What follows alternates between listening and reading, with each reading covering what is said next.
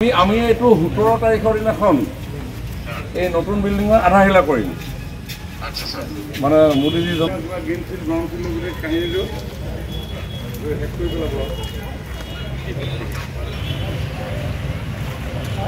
মৰাণ থানাৰ এক ঐতিহ্যপূৰ্ণ ইতিহাস আছে আৰু ব্যৱসায়িকভাৱে মৰাণ চহৰখন যথেষ্ট ব্যস্ত কিন্তু দীৰ্ঘদিনৰ পৰা আমাৰ মৰাণ থানাৰ যি কাৰ্যালয় কক্ষই হওক বা অন্যান্য আৱাসিক এলেকাসমূহ যথেষ্ট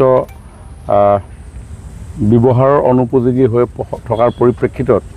আজি আমি প্ৰায় ৩-৪ মাহৰ আগত আমি এই থানা আমি পৰিদৰ্শন কৰিছিলোঁ আৰু পৰিদৰ্শন কৰাৰ অন্তত নতুন থানা ভৱন নিৰ্মাণৰ আমি সকলোৱে পোষকতা কৰিছিলোঁ আৰু গোটেই বিষয়টো আমি মুখ্যমন্ত্ৰী ডাঙৰীয়াক অৱগত কৰিছিলোঁ আৰু মুখ্যমন্ত্ৰী ডাঙৰীয়াই মৈত্ৰী আঁচনিৰ জৰিয়তে 2,15 লাখ টকাৰে নতুন মৰাণ থানাৰ ভৱন নিৰ্মাণৰ অনুমোদন দিয়ে আৰু সেই অনুমোদন ইতিমধ্যে প্ৰাপ্ত হৈ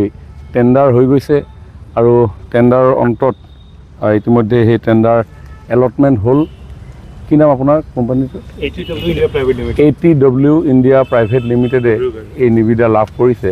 আৰু আজি জিলা আৰক্ষী অধীক্ষক মই আৰু আমাৰ জনপ্ৰতিনিধিসকল স্থানীয় ৰাইজ সকলোৰে উপস্থিতিত কোনডোখৰ ঠাইত আমি থানা নতুন ভৱনটো নিৰ্মাণ কৰিলে আমাৰ মাটি লোকচান নহয় এই বিষয়ে আমি চোৱা চিতা কৰোঁ আৰু অন্যহাতে আজি কিছুদিনৰ পূৰ্বে টিংখাং সমষ্টিৰ যি ৰিভিউ মিটিং হৈছিলে CM ছেক্ৰেটেৰিয়েটত তাতে মৰাণ থানাৰ আৰু শক্তিশালীকৰণৰ বাবে মুখ্যমন্ত্ৰী ডাঙৰীয়াক অৱগত কৰিছিল আৰু মুখ্যমন্ত্ৰী ডাঙৰীয়াই উক্ত সভাতে নিৰ্দেশ দিছিলে অতি সোনকালে এটা প্ৰাক্কলন প্ৰস্তুত কৰিবৰ কাৰণে যাতে আমাৰ ইয়াতে মৰাণ থানাত থকা যিসকল আৰক্ষী তেওঁলোকৰ আৱাসগৃহ আৰু যথেষ্ট ইয়াতে ল'লেণ্ড ইয়াতে বাৰিষা বতৰত থানাখন প্ৰায় ডুব যোৱাৰ উপক্ৰম ঘটে সেইকাৰণে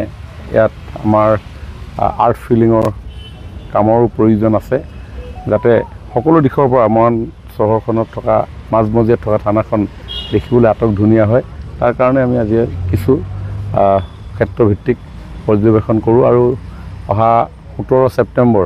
আমাৰ দেশৰ মাননীয় প্ৰধানমন্ত্ৰী নৰেন্দ্ৰ মোদী ডাঙৰীয়াৰ জন্মদিন আৰু সেই জন্মদিনৰ দিনাই আমি মৰাণ থানাৰ নতুন ভৱনৰ শুভাৰম্ভ কাম কৰিম ইতিমধ্যে এই ক্ষেত্ৰত যাৱতীয় ব্যৱস্থা ল'বৰ কাৰণে যি প্ৰতিষ্ঠানে নিবিদা লাভ কৰিছে তেওঁক আহ্বান জনাইছে মৰাণ থানা আধাহিলা কৰিবলৈ আহিছে আৰু কোনে উঠি যাব কোনে দেখোঁ মৰাণ থানা সেইবিলাক